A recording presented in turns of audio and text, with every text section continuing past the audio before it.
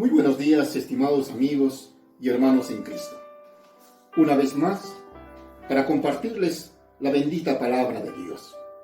En esta oportunidad, quiero compartirles esta enseñanza basada en el libro de Éxodo, en el capítulo 3, especialmente los versículos 7 y 8.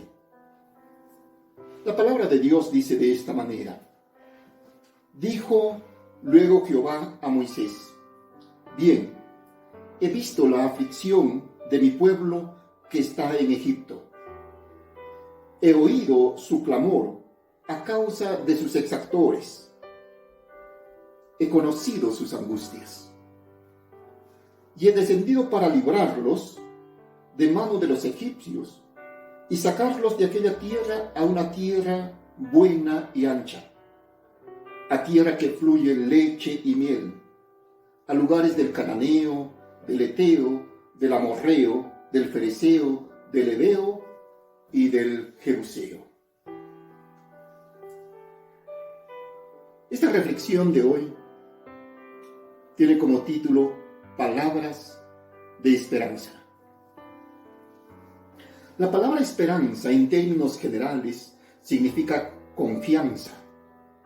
Confianza en que uno logrará sus sueños, en que uno logrará lo que se propone o lo que uno desea. Pero en términos espirituales, la palabra esperanza significa esperar con firmeza que Dios nos dará lo que Él nos ha prometido en su palabra. La esperanza como confianza en que yo puedo lograr lo que deseo, lo que yo anhelo, es una esperanza sin fundamento. O es una esperanza que no tiene una base sólida. Pero la esperanza de confiar en la palabra de Dios, que Dios va a cumplir lo que Él nos ha prometido, tiene como fundamento, tiene como una base sólida la misma palabra de Dios, las promesas que Dios ha establecido para cada uno de nosotros en esta su palabra.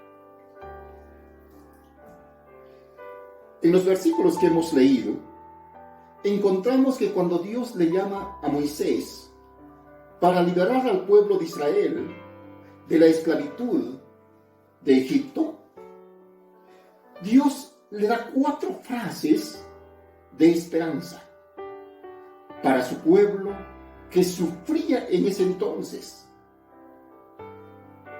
bajo el poderío egipcio. De esas mismas palabras de esperanza podemos también hoy nosotros apropiarnos, porque la palabra de Dios permanece para siempre. El profeta Isaías, hablándonos de que esta palabra de Dios no pasa de moda, sino que permanece para siempre, nos dice: sécase la hierba, marchítese la flor, mas la palabra de Dios permanece para siempre. Así que en esta mañana nos apropiaremos de estas 4 frases llenos de esperanza que Dios le dio a Moisés para liberar a su pueblo Israel de la esclavitud egipcia. La primera frase de esperanza que encontramos en Éxodo, en el capítulo 3, verso 7, dice: he visto la aflicción de mi pueblo. He visto la aflicción de mi pueblo. Qué bueno es saber que Dios no es indiferente al dolor de su pueblo.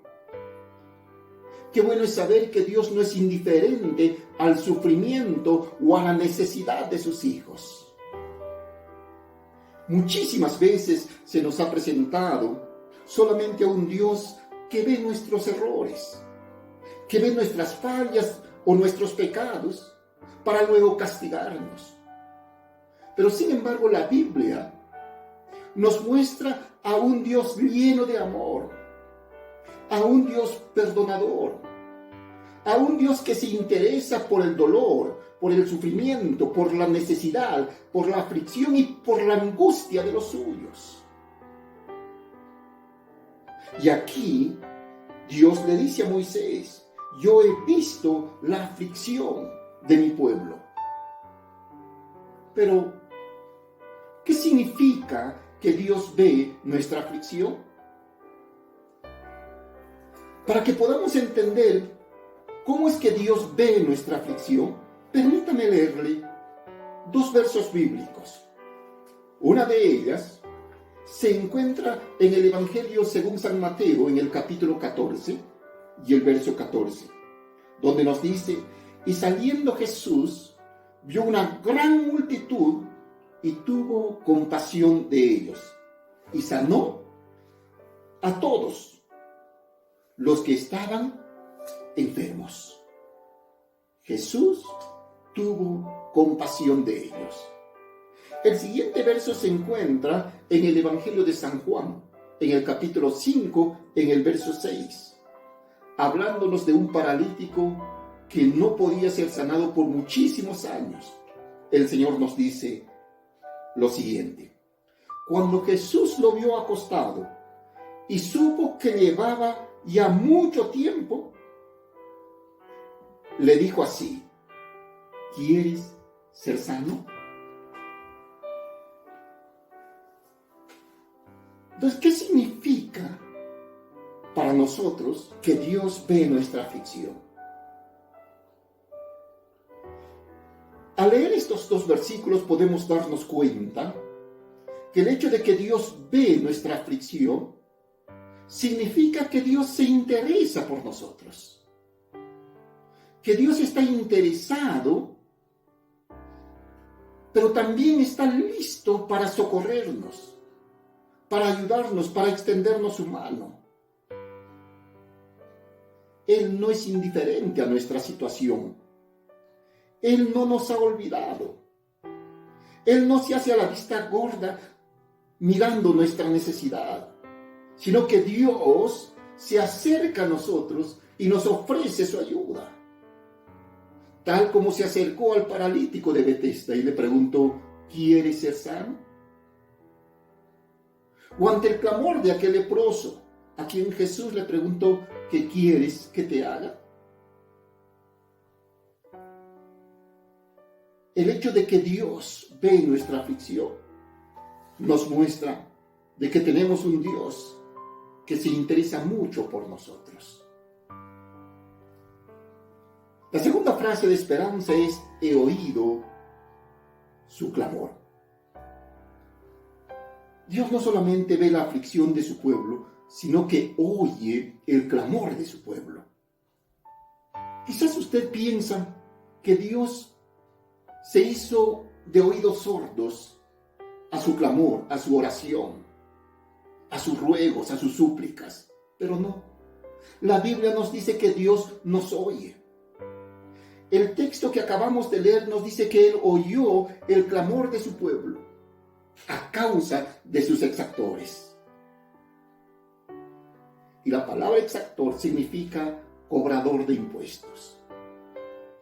Estimado hermano y amigo que me estás escuchando, quizás la vida te está cobrando impuestos como consecuencias de tus acciones. Quizás usted está pagando las consecuencias de sus malas decisiones. O quizás la vida le ha impuesto cargas que ya no puede llevar. Enfermedades, pobrezas, vicios. Pero Dios ha oído tu clamor. Cuando el rey Ezequías se encontraba angustiado y enfermo, él clamó al Señor. Y escuche lo que le dice Dios al rey Ezequías en el libro de Segunda de Reyes, capítulo 20, versículo 5. Vuelve y dile a Ezequías, príncipe de mi pueblo: así dice Jehová, el Dios de David, tu padre: yo he oído tu oración y he visto tus lágrimas. He aquí que yo te sano. Estimado amigo, Dios oye nuestra oración. Y si Dios oye nuestra oración, Él no se quedará sin hacer nada. Él hará algo a tu favor. De manera que no desmayes. Estimado hermano, no dejes de orar. Persevera, sé constante en tus oraciones. Él nos oye.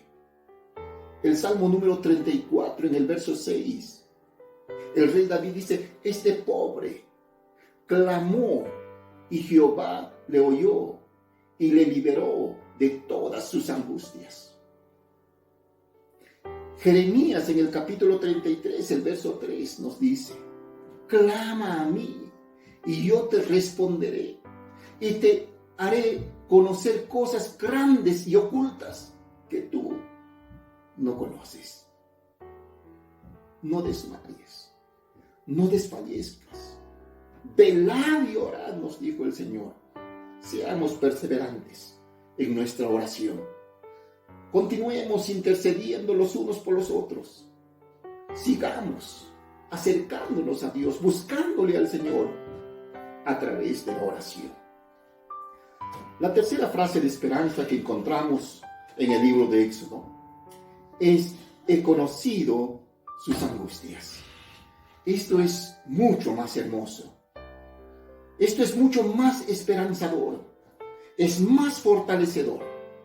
Pues una cosa es ver la aflicción y la necesidad. Otra cosa es oír que alguien clama.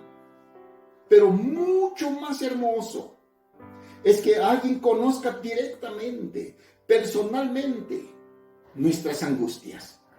Eso es algo más íntimo, es mucho más cercano, y solo aquel que vive con nosotros puede conocer nuestras angustias.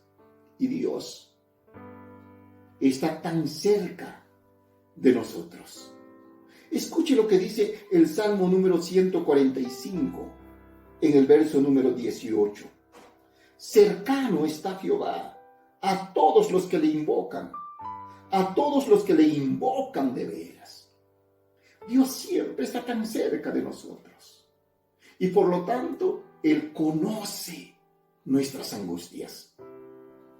Quizás en algún momento de la vida podemos sentir que nadie nos entiende, que nadie conoce nuestro dolor, que nadie conoce nuestra aflicción, nuestra angustia o nuestra necesidad. Pero el Señor, Dios mismo, nos dice: yo conozco tus tristezas, yo conozco tus lágrimas. Sí, amigo y hermano, Él conoce las angustias que tú estás pasando en tu economía. Él conoce las angustias que tú estás pasando en tu hogar. Él conoce las angustias que estás atravesando en tu salud. Él conoce tus angustias. Y la cuarta palabra de esperanza encontramos en el verso número 8 de Éxodo 3, donde nos dice: he descendido para librarlos. ¡Qué alivio nos trae saber que Dios ha descendido para librarnos! Dios no ha venido para mirar qué hacemos o cómo nos esforzamos o tratamos de liberarnos a nosotros mismos.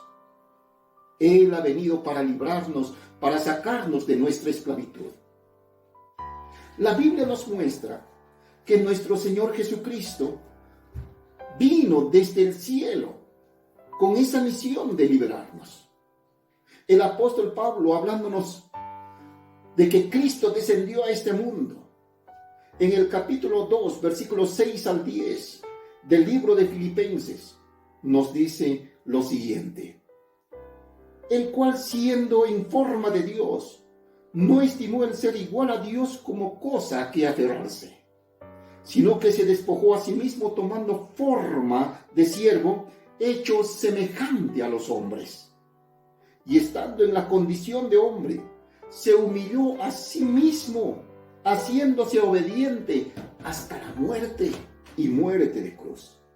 Por lo cual, Dios también le exaltó hasta lo sumo y le dio un nombre que es sobre todo nombre, para que en el nombre de Jesús se doble toda rodilla de los que están en los cielos y en la tierra y debajo de la tierra, y que toda lengua confiese que Jesucristo es el Señor, para gloria de Dios Padre. Cristo descendió del cielo para liberarnos. Y Jesús mismo nos dice en el capítulo 8 del Evangelio de San Juan, en el versículo número 34, dice lo siguiente: Jesús le respondió: de cierto os digo, que todo aquel que hace pecado es esclavo del pecado, y el esclavo no queda en casa para siempre, el Hijo sí queda para siempre. Así que si el Hijo del Hombre os libertare, seréis verdaderamente libres. Sé que sois descendientes de Abraham, pero procuráis matarme, porque mi palabra no haya cabida en vosotros. Yo hablo lo que he visto cerca del Padre, y vosotros hacéis lo que habéis oído cerca de vuestro Padre. Si el Hijo del Hombre os libertare, seréis verdaderamente libres. En este tiempo que venimos enfrentando la pandemia del coronavirus, el cual es causante de la muerte de muchas personas, de miles de personas en todo el mundo, debemos de saber que Dios no es ajeno a esta situación. Él ve la aflicción de su pueblo. Él oye el clamor de su pueblo. Él conoce las angustias de su pueblo. Y Él ha descendido para librarnos. Él dice que yo he venido para que tengan vida y para que tengan una vida en abundancia. Pero, estimado amigo, ¿sabe usted que hay una pandemia más letal que el coronavirus? Que no solamente mata o destruye el cuerpo, sino que también mata el alma. Esa pandemia es la pandemia del pecado. Pero Cristo vino a liberarnos de ella. Pero para ser liberados de esta pandemia del pecado es necesario que reconozcamos que somos pecadores. Pues la Biblia nos dice en el libro de Romanos, el capítulo 3, el verso número 23, que todos hemos pecado y estamos destituidos de la gloria de Dios. ¿Reconoce usted que está infectado por el pecado y que ésta le conduce a una muerte eterna? Si es así, hoy le tengo una buena noticia. Y la noticia nos la trae el profeta Isaías en el capítulo 53. El verso número 4 y 5 nos dice lo siguiente: despreciado y desechado entre los hombres, varón de dolores, experimentado en quebranto, y como que escondimos de él el rostro, fue menospreciado y no lo estimamos. Ciertamente, él llevó nuestros dolores y nosotros le tuvimos por azotado, por herido de Dios y abatido. Mas el herido fue por nuestras rebeliones, molido por nuestros pecados. El castigo de nuestra paz fue sobre él, y por su llaga nosotros fuimos curados.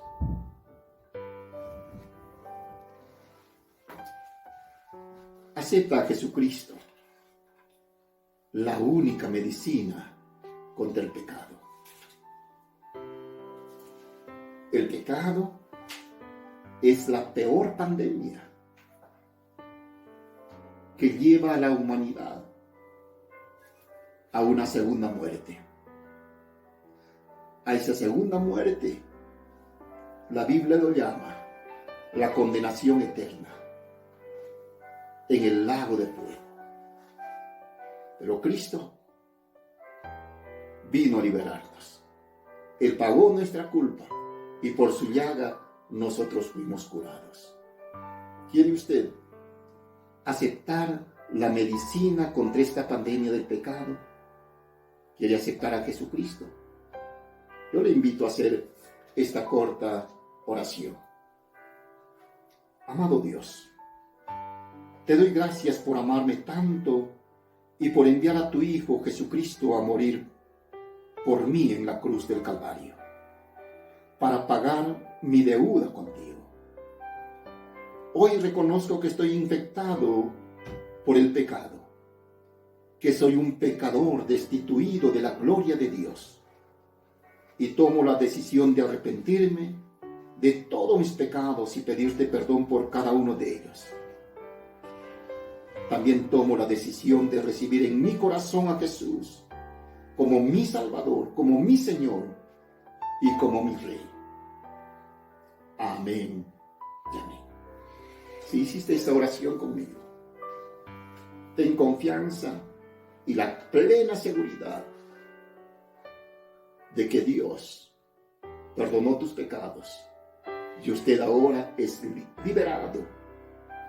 Y ahora usted es hijo de Dios y heredero de la vida eterna. Que Dios te bendiga.